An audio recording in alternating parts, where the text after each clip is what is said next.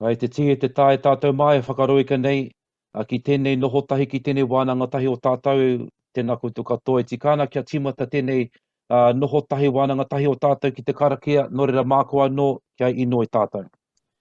E te ari kia te atua ka harawa, ko koe te ihi, te wehi, te tapu, ko koe te mātāpono o ngamia te whakatoa, nei rā mātau o pono ngai noho mai nei tau aroaro, he whakamoemu, te he whakawhetai ki a koe mauna kere te katoa ko ho mai koe ki a mātau. No re uhia mai rā ko te wairua tapu hei puere mo te iwi me te aroha o te runga rawa ua noa nei ki te whenua. Tō mai rangi noa ki ngā tāngata katoa, whaka ue nuku ake te āio, ki runga ki tēnei ki tēnei o mātou. Hei āwhina, he tohu tohu ia mātou, tūturu whakamaua kia tēnā. Tēnā. Hau mie hui e, Ai. tai ki e. Anā ko nāno kei ngā maunga, kei ngā awa, kei ngā moana, a kai wāinga nui a koutou, a te hunga mā taki, te hunga whakarongo e koutou mā tēnā koutou, mōrena, muatarena, tēnā koutou, tēnā koutou katoa. Kei ware tia ki a rātou kua hauai ki tia, ngā tini aitua kei runga ki tēnā o koutou o tātou i tikana kia tangitahi tātou katoa i tēnei wā, haere ngā mate, haere tura, moe mai rā, oki ai. E kia nei te kōrero he pai maunga tū te ao tū te pō, he pai tangata ngaro no atu. Nā ko nāno, e te tia, e te tā, e kara hui mai nei, nau mai, haere mai, piki mai, kake mai rā ki tēnei kōrero. Nui whakaharahara o tātou, tēnei kōrero hāngai puana ki te kaupapa o Decode 2022. No re tātou mā, tēnā koutou, nau mai, haere mai, tēnā koutou, tēnā koutou, tēnā koutou katoa. Treaty-based futures e mihi ana mātou kia koutou katoa, tēnā koutou katoa. Mōrene te whānau. It is indeed a pleasure and a treat to be able to welcome everyone into this space at this juncture. In particular for the kaupapa that I'm sure many of us feel very deeply about. On that note, I would like to remind everyone that yes, if you are here for the occupation at Ahipara Local Hapu Takes on Local Council, if you're here for this session here, you are in the right place. If you're not in the right place, I think you should stay on anyway, because we're going to engage into a real robust and insightful discussion about some of the exchanges that are happening with the whānau in Ahipara. Hoi no, waiho mā etahi atu e kōrero mo tēnā. I'll leave it up for others to talk about that. But I do want to, I'm privileged to be able to introduce our speakers this morning i tēnei ata.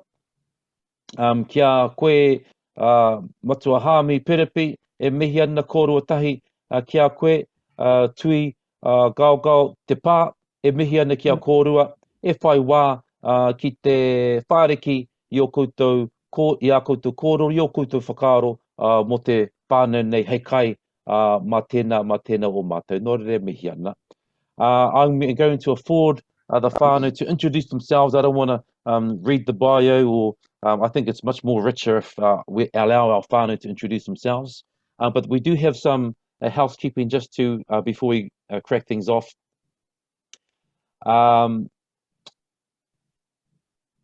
There is a slide that's going to be coming up. It's about the community code whānau. So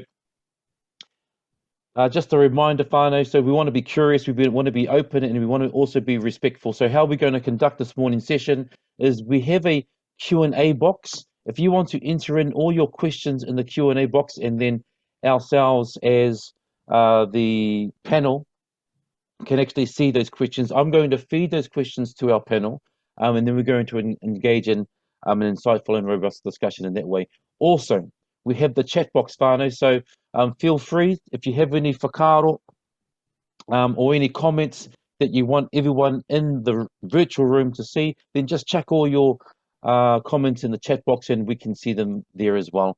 If you have any questions in the chat box, if you can move those questions across to the Q&A box, because we can't actually do that for you. And of course, the last part is I just want to acknowledge the support that we're getting today from Jamie and from Carol, our IT and our moderation support, tēnā kōrua. Hoi no, without any further ado, whānau, I'm going to hand it straight across to our manuhiri. Nō reira, e hoa mā, kei a kōrua te wā. I think we'll start with Yourself, Tui, kei a koe. Oh. Mauri ora, kia tātou e hui hui nei, e nā mana, e nā reo, e nā hau e whā, tēnā koutou, tēnā koutou, tēnā koutou katoa, ko tui a hau, he mokopuna hau, nā Ephraim te pā, rawa ko Hariata Hapakuku, atamari e koutou, kia ora.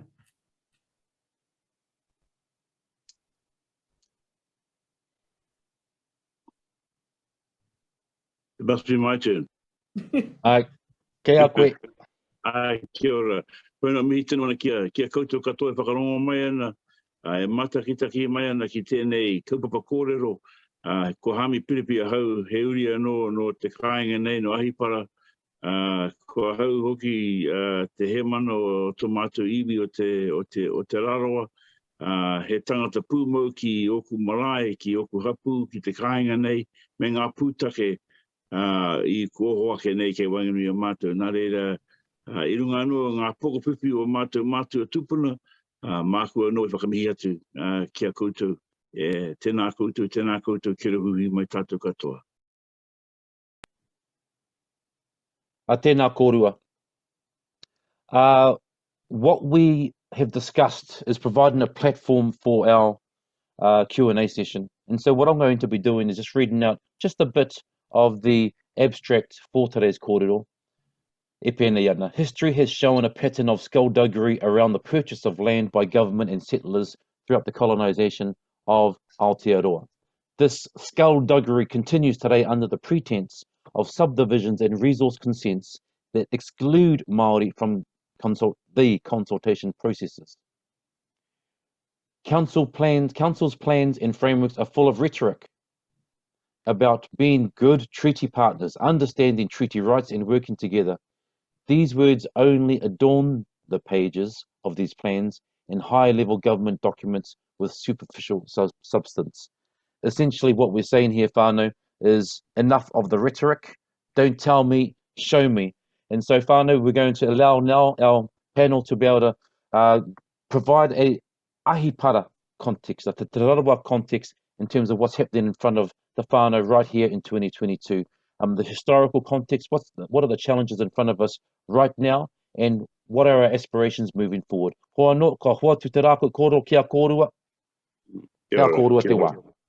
Tēnā pē, I'll start us off if you like, because this does sit within the context of a long history of Māori occupation within Ahipara. Ahipara is a sort of place that at the bottom of 90 Mile Beach on the Tohe, that it lends itself to being a convergence point for people.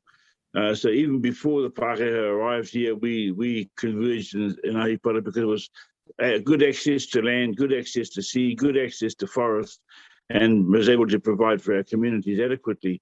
So and so we've got a long history of Māori occupation, beginning with Kupe and working through to the Kurahopo Waka, to the Takitimu Waka. They've all left people here, the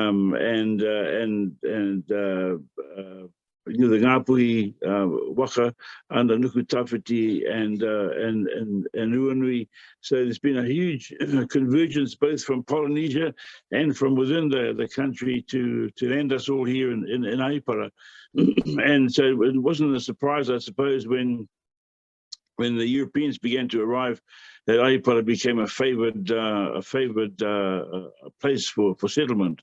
And in conjunction with the introduction of a monetary economy, which really marginalized the community from participation, unless you sold land to get some money to participate, or you could steal some, I suppose. But yeah, there wasn't much going around. And the Europeans of the time, the first Europeans here, they all learned to speak Māori. They're the missionaries, and so they were the first arrivals. They managed to really eradicate our atua in favor of a Christian ethos, and our people absolutely embraced Christianity because it was such a different way of life. And And with the ability to confess your sins and be absolved of them, it was a much far easier life to live than it was to pay the price of your sins in a Maori society. So life was a bit easier, I think, for them. And so we embraced some of the European ways, some of the European people. And I mean, Colenso came to Ahipara in 1832 on a sojourn that he's heard about this Arawairua, and there was an arako at the end of the trail that spirits were said to have leapt from. So he was following that trail. He was determined to get a chip off that tree so he could repropagate it. And that really, at that time, 1832, showed up the stark contrast between the way that our people lived and the way that the European people lived. We were just about to sign up to the He Whakaputanga, and our tupunas, our leadership rather, signed He Whakaputanga in a conscious, deliberate move to establish a national form of sovereignty, so that we could then foot it with other sovereign nations in the world. And then we also went on to sign Te Tiriti Waitangi in the expectation that we would receive some kind of benefit from these documents that would provide for our future. Of course, the truth is, it didn't quite work out that way. And as time has gone on, the European people have grown in strength and grown in wealth, I suppose you could say. We have lost a tremendous amount of land. Huge purchases of land. The whole idea of establishing land titles was just a trick that went right across the whole country and ended up in the titleizing and availability for sale of almost all our land. And we probably didn't realize then that what getting a title to your land meant. Because the very next day, the pākehā would come back and say, "Oh, yeah, that land you got title, would you like to sell it?" And we were sitting ducks. So we've been sitting ducks really all the way through our history. And as the Europeans have entered our community, some of them have become our friends. In 1900, the 17 Europeans that lived in Hokianga were all married to Maoris. And those families now are still around. But you can see that part of the acquisition, if you like, of this country by Europeans was to marry one or two of us, and particularly if they were a chief's daughter, then you got some land with it, and there's a lot of that, and people, there's a saying around here that a lot of European people fuck their way into this place. And I think that's there's a grain of truth in that. I know it's a crass thing for me to say, but it's what it feels like, And so we're in a situation today where we are relatively marginalised within our own community, where we're cut off from the feats and the work of our ancestors. For example, I went to Ahipara School. All my school life went to Ahipara School, not realizing that my tupuna gave the land to that school. Nobody ever told me that.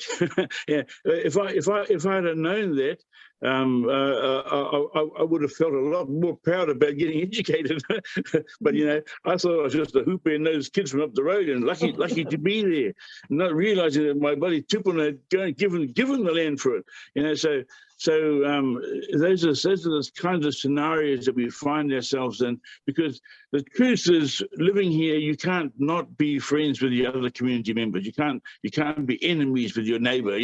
Life's just not like that. And so when issues have come up like the Morangai issue, we've had to be very firm and very direct about the things we want to do and say in relation to them, because we'll just get swamped. History has shown that we'll just be swamped out of it. So that's a brief snapshot. I'll tui kei a koe o ki te kōrero ki te to lighten up my kōrero. Kia ora. I just want to just a little shout out to my girl Nambaya and her class at Otago Girls. You know, kia ora, study hard, girls. I'm just going to take it from the angle of consents.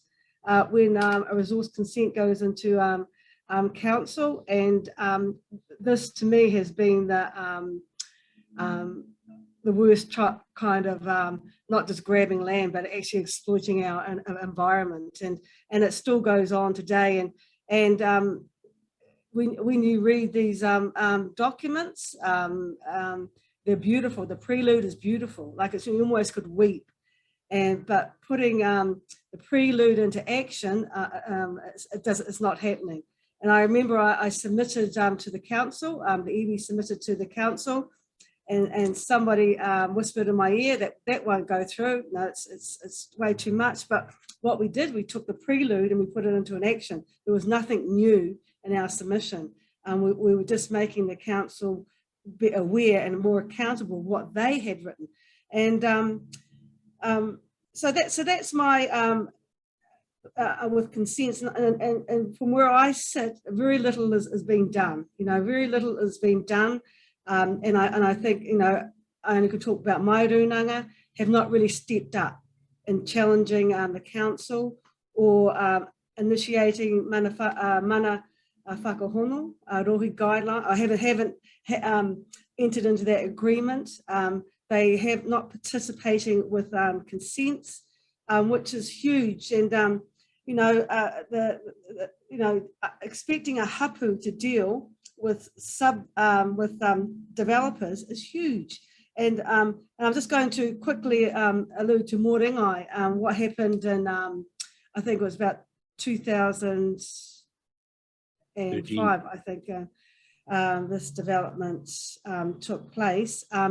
Is that, you know, the council, FNDC, gave conditions and the developer wasn't happy with the conditions, so they went to the Environment Court. And this is big money to go to the Environment Court. But then they didn't like the judge's decision, so they went back again. And that judge gave conditions and directives on how they were supposed to subdivide Mōrengai. And the council did not oversee those conditions or directives. And even where they're protesting is not where the wahi tapu is. You know, and so like it's kind of like the council aren't monitoring conditions. The council are not listening to Māori. We have right this minute, the mine is selling land. The mine in Pukepoto is selling their land around the mine and creating a subdivision. You know, and they don't feel that the hapu have any will be affected. Not an affected party. So you know, you ask, how did you come up with that? You know, so it's to me, it's if you got money and you are subdividing a building, you can do what you like, and it doesn't this thing about, you know, communicating, taking, you know, the values of Māori in consideration is not happening. And I think it's a space that our rūnanga needs to look at. We closed our rūnanga down during COVID. I think it's still closed. We rallied the hapu. They were out giving trinkets. But when it comes to the land and to the water, we say a lot, but do very from a wahine, from Mahipara, we do very, very little to muscle in. And I often get thrown in my face that we are one of the highest ratepayers, you know, in Northland. So like, so what? You know, we don't use that to push our values within the council. So that's where I am at. Kia ora tū. I wonder if I can just add a little bit to that, because the reason probably that we're not getting the consents that or not getting compliance with the consents that are consistent with our kaitiakitanga is because they've already given all the consents away to themselves. We've got the most polluted river in the county in Aipara, and here we are. Our kids are swimming in it every day. We've just at our own expense gone and got the river tested for its cleanliness, and we find out that it's loaded with poisons, and here are our children jumping off the bridge into it every day. Nobody really cares, you know, and so we have to hire the scientists, write the report, make the approach, get the council to do the changes. It's the same with the Oneroa Tohe. The tohero is a really good example. In the 1960s and 70s, there was so many toheros on the beach as people were catching them by the millions. But it didn't take long, 10 years to wipe them out. And they haven't come back since.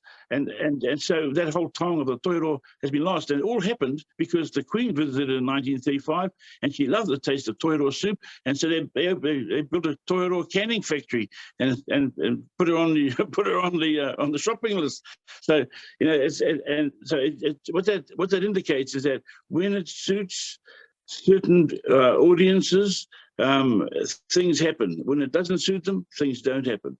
And we're one of those audiences that it doesn't happen for, across many genre of activities. We're right now at Te Rarawa trying to build a housing subdivision in Kaitaia, and we get halfway across the river, and the council tells us, "Oh no, we're not going to consent those because we've run out of capacity." And well, why would that be? Because we gave our capacity to somebody else to use, you know.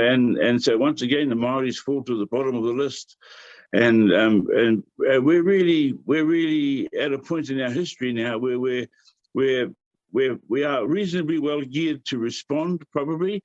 We're better than we've ever been. We've got people who are trained and educated. We've got some resources. We've got opportunities.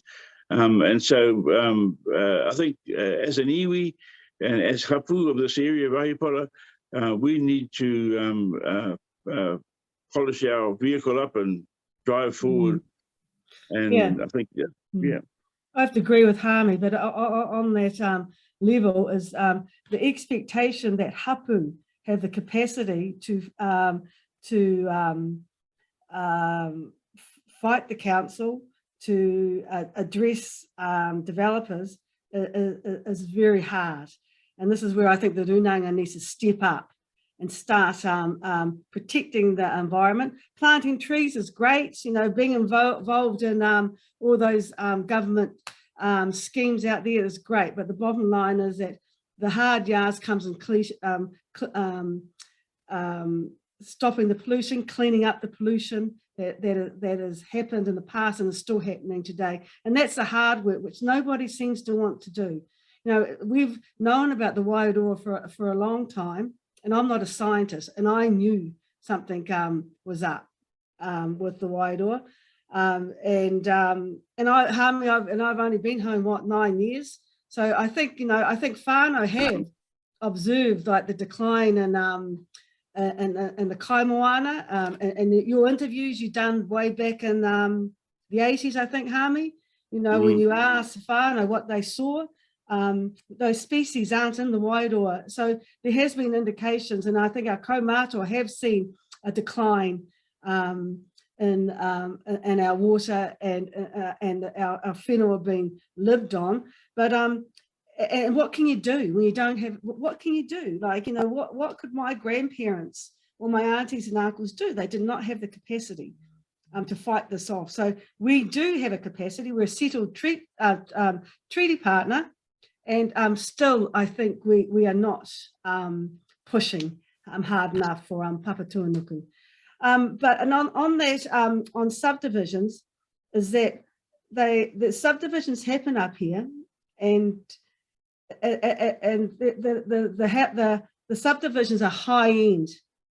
You know, very few of our whānau can afford to build within these subdivisions or buy houses. They're very high end. I think the average price up here is about 600,000, 700,000 for a house. So look, you're talking high end. So these subdivisions don't you know, that they come across saying, oh, but there's a shortage of houses. We are helping you guys out by providing houses, but they're not providing houses for the whānau up here because they're way over. They're over their means to buy these places. So there is a issue, and Ahipara is a good example. Like a lot of the whānau here, have gone. Hami, I think you mentioned we're now a minority, and we're actually being pushed out of our home. And what little land we're holding on, we're holding on to it, and we're fiercely fighting, you know, to hold on to what little whenua and try to look after it. So that's a sad part, is that in Ahipara, a lot of our whānau can't come home. Subdivision, I think, has been one of the barriers, because Ahipara has become an investment, a place where you buy a house and invest and you're going to make money. So how you stem that is, you know, as you make the criteria for subdivisions much harder.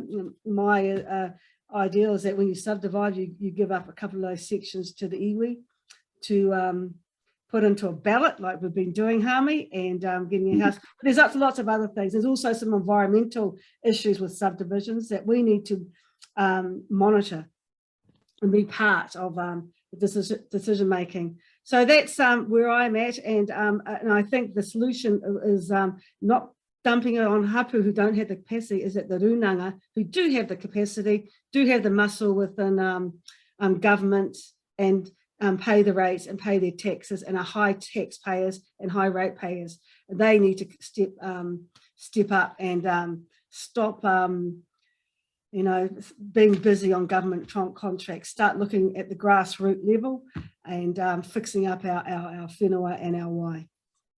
Kia ora. Tēnā kōrua, tēnā kōrua. I think that provides a wonderful platform for us to have a discussion now with our whānau who are, have actually started putting some questions in the Q&A box. So just a reminder, whānau, if you've got your hand up in the chat box, I can't see that, but if you want to ask a question, put it in the Q&A and then I'll ask it to the panel. And I'm going to start with the first question, whānau, where we talked about the role of Te Rūnanga o Te Rarawa, and how there's so much Pākehā coming to live in the rohe. So a question from Maria Baker: has Te Rarawa ever reviewed how Pākehā were able to purchase and obtain such a large amount of whenua in Ahipara? Yes, we have. We in the context of our direct negotiations over our historical claims, we did get an opportunity to research those initial purchases, but the trouble is the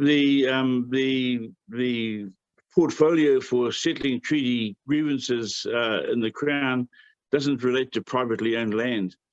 And so, and nor does it relate to council-owned land. so we didn't have very much to work with, if you like, and even as well as that, some of the injustice has been as a result of a generic nationwide policy or land acquisition, and that whole sort of land title system that they put in place is a good example of that. But yeah, we have, and the only way we're sort of coming back at that issue now is through trying to exercise our own kaitiakitanga. And so we've had a situation up until recently where everybody thought they were the kaitiaki. Even the council workers thought they were kaitiaki. All the dock workers, and we had to say to them, "You are not the kaitiaki. We are the kaitiaki," because we have an inherited mana from our tupuna and from our atua that designates us to be kaitiaki. So we're as an iwi, as a runanga, just trying to push ourselves into that kaitiaki space and be the voice on it rather than someone else try to speak for us, as it has happened many times in the past. And but in terms of the legality of purchase and durability of acquisition, we haven't had very much to show from that, because we're banging our head against a brick wall.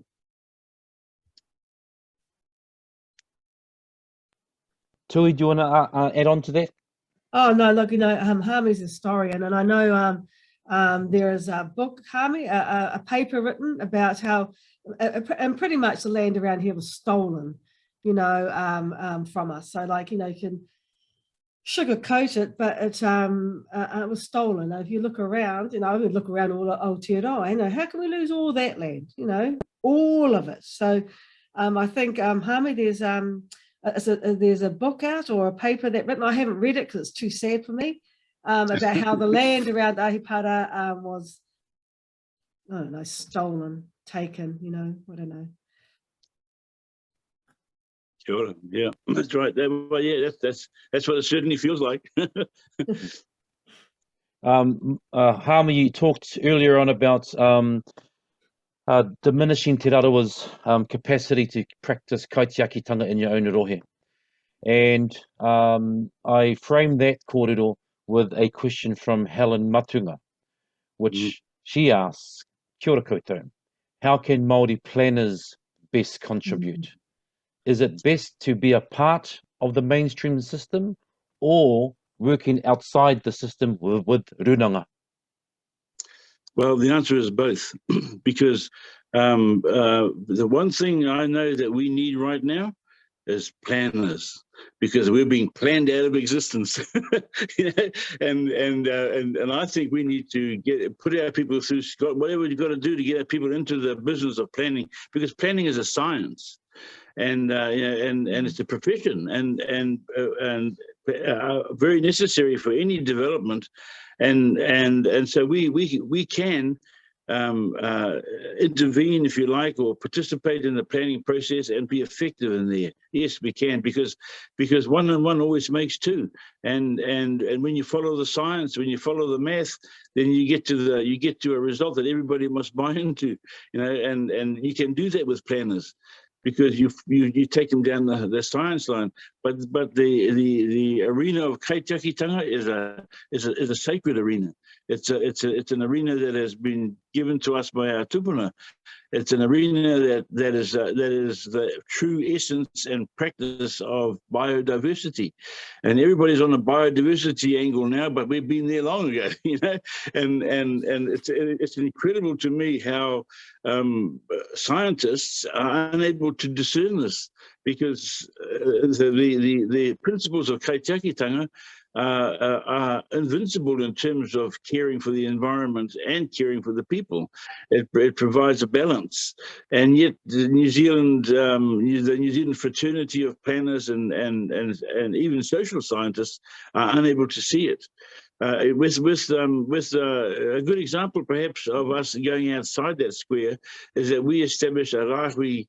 We discovered that the math permitting system, Ministry of Fishing permitting system, was permitting thousands of paua in our area with no understanding of the impact that it was having. So we had to put a stop to it, but in order to do that, we needed some kind of regulation to prevent this particular area of coastline from being plundered. And it's 1.6 kilometres of coastline of rocky, Akaroa, that we needed to close off. And, we couldn't find one single department, one single council, one single anybody who would help us put in place some kind of regulatory regime that we could do that with. And so what we had to do in the end, which I'm so glad we did, was we established our own rahui. We didn't use any Pākehā law. And we introduced the notion of tapu to it. And we applied that regime. For Cairo, we had kōrero, we had 75 people turn up there at 3:30 in the morning to do the karakia, to put this tapu in place. And that tapu has now been in place for 16 years. And it may have been breached one or two times, but it's still in place and still going strong. And the reason for that is the whole onus for upon the individual taking kaimona is on you. If you think you're better than the tapu, we're going to have a go and see what happens. And we've discovered that even Chinese immigrants are scared of tapu. So that turned out to be the best form of regulation derived straight from our kaitiakitanga than anything else that we could have put in place.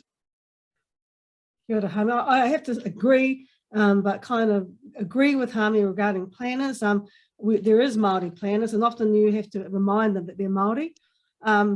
Is that a solution? I think it's part of the solution, the biggest, to me, again, goes back to, you know, the obligations with the council. There's government legislation that says that you have to have a relationship with the iwi, and the government recognises the runanga to be an iwi. So again, I'm saying to the runanga, step up.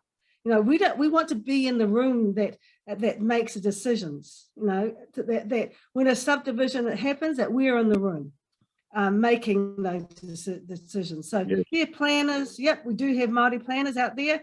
Do we need more? Yes, who are Māori? You know, who think Māori. So yeah, so I think, you know, that's part of the solution. But the bottom line is that the runanga need to step up their relationships. There's legislation. They put it there, but we don't push it. You know, we know what it means, but it's our other partner that doesn't. So what do you just keep plodding on, and we keep writing, you know, writing stuff and keep pointing, but it doesn't get anywhere. So I think it needs to be at a higher level than just planners. And we need to be in that room and pushing our iwi muscle within that space. Is my. And Hami talks about Rahui, which he's right. It's very, why doesn't the iwi be brave and put a Rahui on all whenua, all our waterways, that we're an affected group? So you need to come to us. If you want to develop it, you need to come to us first, and then you go to the council, not the other way around. You know, so I mean, the Rahui is wonderful, you know, but that's only a small part. Put a Rahui on all developments in the area and all our why. And I think it's true to say that our council has not once designated or delegated its powers under Section 33 of the RM Act to us. Not one inch anywhere. So, you know, and they still drive past our urupas to mow theirs. So the question I think Valence is going to ask next is, what are we going to do about it? Yeah. Okay, Korua, what are you going to do about it? You know what? You know, I look at that protest that happened in Wellington. You know, the Prime Minister's adamant that did not influence her decisions regarding mandates. You know, and in my head, I'm thinking, I'm not sure. I'm not too sure if that protest in Wellington didn't influence. So what do we need to do? Do we have to go out and protest? Do we have to keep sitting on whenua? Do we have to keep like threatening and as civil disobedience before anybody listens? I mean, I don't want to go down that pathway, but you know, what else? We keep writing and we keep wanting to meet, but there's never an answer. So you know, I'm a pacifist, but I'm seriously thinking that, you know, maybe our people need to and even within our runanga, you know, protest. If that's the only way that you're going to be listened to by a government or by a council is by protesting, well, they've set the precedent, not us. So, I don't. Yeah, I think that is always a good strategy to raise your voice, you know, and we have got a history of doing that. During the seabed and foreshore debacle, we organised not a protest exactly, but we organised an event where we called Hands Across the Beach. So anybody who wanted to support the kaupapa came to the beach, and everybody joined hands, and it went on for kilometres. This line of people joined hands on the beach, and it was a great event. We raised awareness of everybody, but the following week, all our contracts with government departments got shut down because we were seen as some sort of dissident group all of a sudden who had fired up this sort of Hands Across the Beach protest, which for us was an extremely empowering and mana-enhancing experience. And so I suppose it's no wonder that government departments and ministries didn't want to have contracts with us after that, and it really weakened and made us more vulnerable in terms of our moving ahead, but we got through it in the end. It did cost us a lot of money, but we did get through it. And so yeah. And I see people also talking about the places that we can send our planners to. Too is quite right. There's no use having a planner who's just a planner. You know, I'm a sort of person. I thought, oh well, I'll educate my children, and they get all the qualifications they need, and they come back and help their people. But they haven't. They've flown off to the world somewhere, and they don't. So if we're going to educate and train our people, we have to give them vocational pathways and opportunities to come back and help. Without those, they're just going to be planners. They're just going to be lawyers. They're just going to be something. And we need to engender that commitment. And that is Tui's right. That is something that's missing in our community.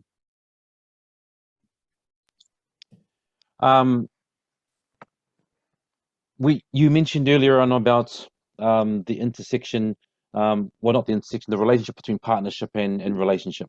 And so the council, needs to build relationships with iwi, but as we know, relationships are built on 1,000 cups of tea.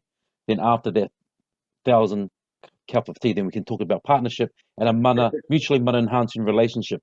So therefore, as part of that, in protecting wāhi tapu and anything that we value, do you think that the RMA, and this is a question from Nicola Short, do you think are wāhi tapu adequately protected through the RMA and the Heritage New Zealand Pouhere Taonga Act? If not, why not? No, they're not, because they've become part of a brown bureaucracy. And that brown bureaucracy is delivering to us as poorly as the white bureaucracy is, and so in the conservation estate, for example, in our historical treaty claim settlement, we had to gain 100% control over our wāhi tapu that's sitting on dock estate. It doesn't matter to us who owns it. But if it's the wāhi tapu, then we built it into our settlement. So we have 100% say over how it's protected, what happens to it, how it's accessed, and who accesses it. And we have the same with cultural harvest. But those are the two areas that we were absolutely insistent upon. And I think that the rest of the world's got to catch us up with that. When it comes to wāhi tapu, there's a disjunct there between our past and our future. And so many of our people these days don't know enough about our past to be able to inform our future. And the wāhi tapu are the secret, I think, the thread that makes that connection, because in the wāhi tapu is the history, it's the people, it's the tupunas, it's the tapu, And with that, you can be armed as a Māori person to go out into the world and be strong in your identity. And be successful in your endeavours. But the wāhi tapu's, the regime that's been established through the resource management and through the local body supposed protection is non-existent, really. unless you find a bone in your history, it's not going to go anywhere, And there are paths being modified as we speak around our area. Old paths that will never be seen again because they've got a big flash mansion sitting on top of them, and that's how it's going now. I get right through the country, I guess, but no, we need to enable our hapu to have 100% say over the management of wāhi tapu. Just before Tui adds to that kōrero, Hami, from Rangi Māori at Mahuika, on the same subject, do we think, what are your views on the new RMA reforms and whether they will actually bring about any real changes? The new reforms are not as far as we would like to go. That's true, but they're significantly better than what we have now. And we have a saying at home here. Engari ki te kore rawa. It's better to have something to work with than absolutely nothing. And so the RM reforms, the Three Waters, we're supporting that because it is clearly a much better system than we have right now, and we see what the councils are doing nationwide in terms of trying to, kill that policy, that development, is about retaining power, retaining privilege. And we can see it written all over the wall. And so when we see councils desperately trying to retain power and privilege, we know we must be on the right track.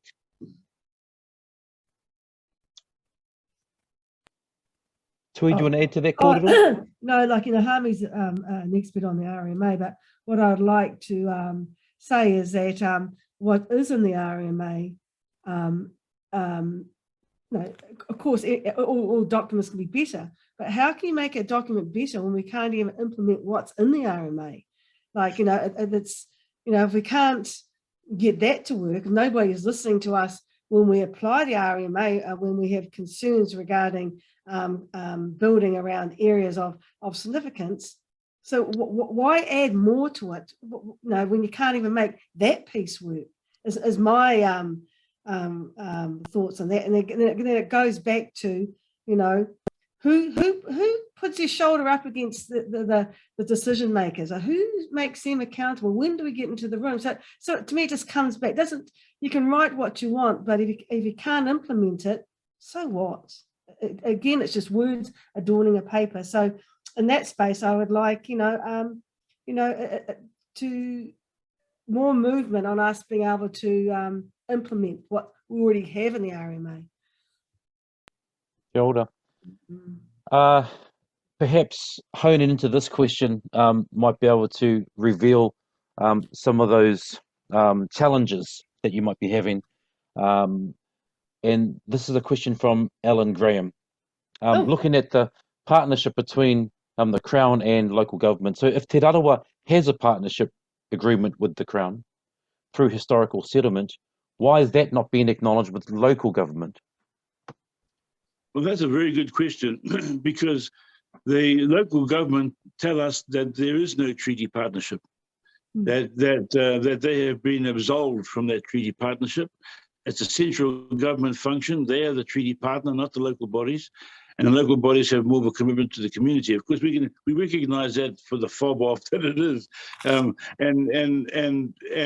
that's been their excuse. And we have tried to enter into agreements and MOUs to keep each other informed and accountable through the process, but that really hasn't worked, because it's such a diverse area and it impacts across such a wide spectrum of activities that we do and live in amongst, that it's impossible to be good friends on one corner and enemies on the other. So you have to achieve balance, and we've got a long way to go in this county to be able to achieve that sort of balance. But nevertheless we do stand up and not pretend, but we do present ourselves as a partner to councils, and they like hearing that. But in reality, on paper, if it translates into implementation, as Tui says, it doesn't happen. And we just got to. What can you do? you just push on and try something else. But we've still got a long way to go. And because the good thing about us is that we've always been here and we're always going to be here. Pākehā people will come and they'll go, they'll buy and they'll sell, but we're always going to be here. And hopefully, as time passes, we'll be able to accrete ourselves back into the control of our community. Yeah, kia ora. I know our time's coming to an end shortly, but I'd just like to add to Hami that I kind of disagree with them. Like, there's legislation that says that the council has to have a partnership with us. There's this law, LAW, that says that. So, I don't know why the Runanga doesn't actually push it. Legal action, and Hami's like, we push on. Like, how do you push on? Like, do you protest? Like, do you take over Te Ahu? Like, do you stop paying the rates? This is when do we stop? Dancing around and have a meeting, and 6 months later, we have another meeting. Then a year later, we have another meeting. And I'm getting older, and I want to see changes in my time, and we dump it on our mokopuna. This is for our mokopuna. No, I want to see changes in my lifetime. Now, I love my moko. Don't get me wrong. you know, and I want the best for them, but I want to see changes, and I'm not going to dump it on them, because I'm sure that's what my grandfather thought that I would have, that would be better for me. So the business of looking to our moko, I want to see changes, and this dancing around and not using our clouts, you know, as iwi, to me is weak. You know, it's a weak, and I think we should be more proactive.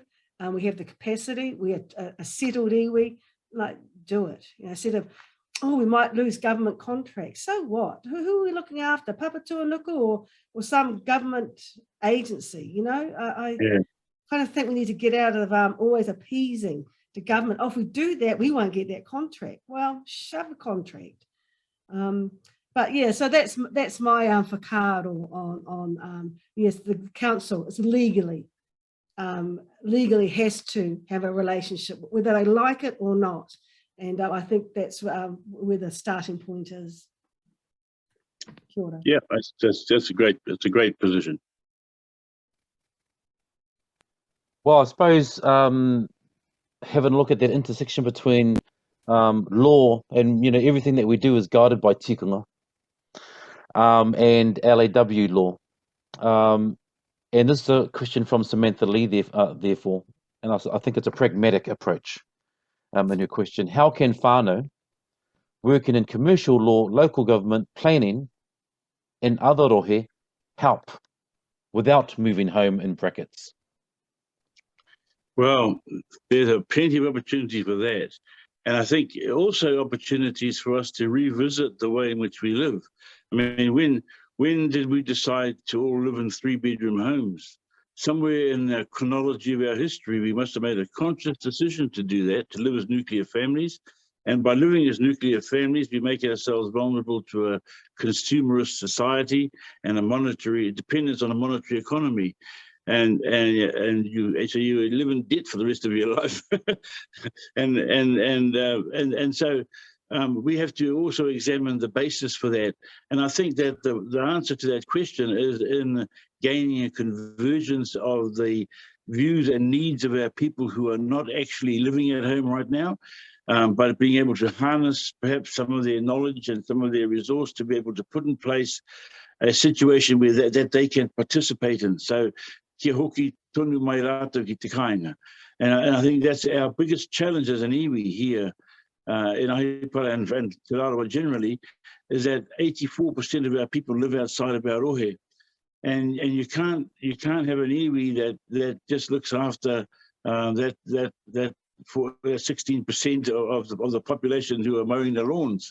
You know, it's got to go beyond that and extend into our entire world, our environment that we live in, and the environment that our people live in who are not living at home. Sometimes I don't know how. I don't really know, but I'm sure could be a bit easier than we're finding it back here. But we need to find avenues that we can co-invest in and co-participate in and reunite our kinship along those lines of our whanaungatanga. And I think that will make us a much stronger and more able entity to be able to fight for the changes that in the way that Tui's talking about. Because yeah, it's a question of judging when you have the strength. I know right now with the population that we have here based at home, we probably don't have the strength, to be honest. We need our outside constituents to contribute with their knowledge and understanding and support in whatever way it can come. But you know, we're operating on a quarter of a tank, and we need a full tank. So that will be my response to that. It's a plea, really. Hook up and yeah, kohia. That's the right term. Our constituency and the threads of our ancestry, because those threads of our ancestry are so important to our future.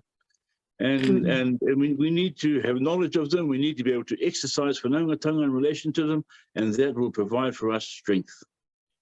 I just have to kind of, I'm not sort of narrow it down. Now, we have whānau that you know, at the moment we're dealing with the Wairoa, and we have Liam Maratana, who lives in Auckland, who does journalism, who's helping us do the writing. You know, we have whānau that are participating from a distance. You know, Very and good. Hami, you've got probably something really important. When you were thinking about the Give a Little page, it was about, you know, it wasn't about including about the money. It was about whānau being able to participate from a distance by contributing, you know, food. But, you know, it's kind of, do I think we are the tank's quarter full? No, I think the tank's full. You know, do we have capacity? I think we do. When we make a call out to whānau, you know, whānau, you know, that they come to the call. Now, whether they can be here or not, you know, they come and they contribute in any way they can. So I don't see that we're a quarter tank full. I think we're a full tank. We're ready to go. We have the capacity through the runanga. We just need some leadership, Hami, some leadership. Start her up. Yeah, and then I think that's the beauty. You know, is a large iwi. We have something like 15,000 registered members, and you know, so we are capable of a lot when we move. Sure. Yeah. So yeah, I think that's true, Kui. Yeah. Well, without a shadow of a doubt, and I'm sure all of our attendees this morning would agree that there are two leaders of Te Rarawa who are ready with a full tank of gas and with all 8 cylinders pumping to take the Kaupapa forward. Whānau, it is 1 minute to 10, and in that time you have gifted us and shared with us some real insightful kōrero in terms of the social injustice struggles that your people are facing, that I'm sure resonates and echoes with a lot of the kōrero that have been had over the past week with DCOL 2022. So on behalf of the whānau from DCOL 2022, e mihi ana. Mihi ana, e whakaro nei, e whakaro nui ana ki a mātou, hei tākoha i te kai, mā tātou e kai. E kai ana i ngā mātauranga, i ngā mōhiotanga, i ngā wheako o kōrero o tira o koutou, te rohe o te ahipara me te iwi o te rarawa. Nō reira e mihi ana. And just in closing, what we try and teach in our household is that it's okay to swear, so long as the context is right and it is appropriate and it's emphasizing how you're feeling. And I'm sure everyone will agree that there are no holds barred when we're talking about such a kaupapa that's really, you know, titia ki te ngākau. Nō reira mihi ana ki a kōrua, tēnā kōrua. I'd also like to thank all of our whānau that have streamed in from parts of the country, indeed parts of the world. E mihi ana, thank you for bringing your maunga, your awa, your moana, your whakaro to this virtual hui. Nō reira mihi ana ki tēnā o koutou. Just some final comments. This kōrero is going to be made available on the YouTube. Also, just keep it in mind that we have got the Peka Kucha event happening. And so if you're registered to the conference, then you'll be able to find those details there as well. Also, join an open discussion on the Treaty-Based Futures Anti-Racism Facebook page. So, hoi no whānau, without any further ado, e mihi ana ki ngā manuhiri o tira ki a tātou katoa, tēnā koutou, mā koa anō e whakakapi, tēnā koutou katoa. Ka kia tau ihua no te tauwhirotango te wāhi ngaro e pai ai te noho tahi a tina nā wairua hoki. Warohia te manawa ki ngā mātāpono te tika te pono me te aroha kia whakamaua kia tēnā. Hau mi e hui e, tāi ki e. Kia ora. Hei ko nā tātou mā.